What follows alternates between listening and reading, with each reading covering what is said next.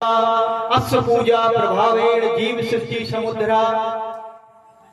एक बार राजा जन्मेजय ने व्यास जी से पूछा कि हे व्यासदेव, आप ब्रह्म ज्ञान के बहुत से शास्त्र लिख चुके हो, आप ब्रह्ममुनि हो।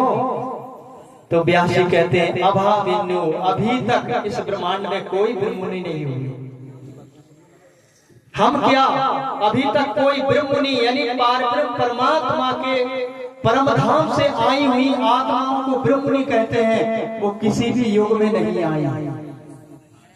व्यास जी कहते हैं अभाविन्यो भविष्यन्ति, लेकिन आगे आने वाला कलयुग में जो शुरू हो रहा है, आगे आने वाले कलयुग में वो ब्रह्ममुनि प्रकट होंगे जो प्रधान पुरुष के आश्रय में रहेंगे। प्रधान पुरुष कौन है?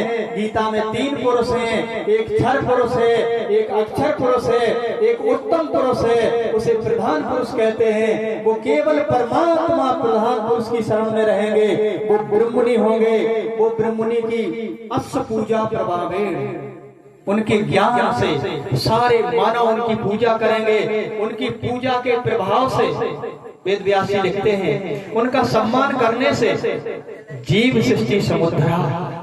ये व्यास जी के वचन हैं, हमारे आपके नहीं हैं। जो वो परम तत्व को जानने वाले कृष्ण के भक्त होंगे, ऐसे संतों का जब सम्मान करेंगे, उन संतों के सम्मान से समस्त जीव सृष्टि का उद्धार होगा। ये पुराण कब से लिखे गए और इस 28वें कलयुग का संदेश दे रहे हैं। इसमें पारब्रह्म परमात्मा आएगा, उनकी आत्माएं आएंगी।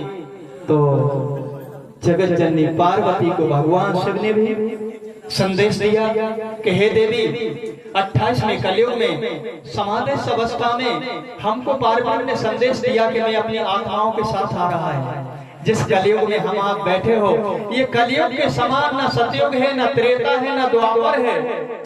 इसीलिए हमारे रामायण जैसे धर्मशास्त्र में लिखा है कलयुग सम नहीं और युग जो नर करे विश्वास।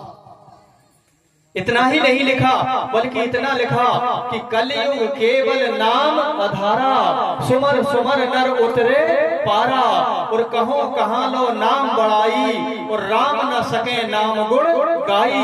कलयुग में ऐसा नाम प्रकट होगा जिस नाम की महिमा को कोई अवतार गाने में सक्षम नहीं है। वो साक्षात पूर्ण ब्रह्म परमात्मा का निज नाम होगा। जो आत्मा का निज धनी है, वो स्वयं उसका नाम यहाँ आकर के प्रकट होगा। निज नाम सोई जाहिर हुआ, जाकी सब दुनी राह देखत, मुक्ति देसी ब्रह्मांड को आए ब्रह्म आत्म सत।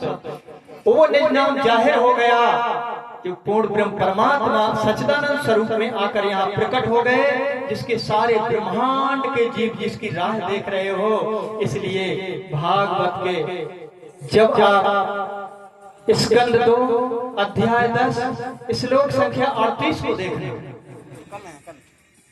स्कंद 2 अध्याय 10 श्लोक संख्या 38 को देखना। सुखदेव मुनि राजा पारीक्षत से कहते हैं, हे राजा पारीक्षत, सतयुग त्रेता द्वापर की प्रजा तरसती है, मेरा जन्म कलयुग में हो जाए। भागवत में लिखा है, ये गहरे रहस्यों को जब तक खोलकर नहीं बताओगे, तब तक तुम्हें इस कलयुग की महिमा और परमात्मा की महिमा मिलने वाली नहीं है। इसलिए कहा है शास्त्रों में तो सब कुछ है, पर जो किसी तत्वदर्शी ज्ञानी से मिलकर के अगर जान नहीं पाया तो भागवत के रहस्य नहीं खोल पाते हैं। भागवत में लिखा है सतयुग त्रेता द्वापर की प्रजा तरसती है, मेरा जन्म कलयुग में हो जाए, क्योंकि कलयुग में नारायण पारायण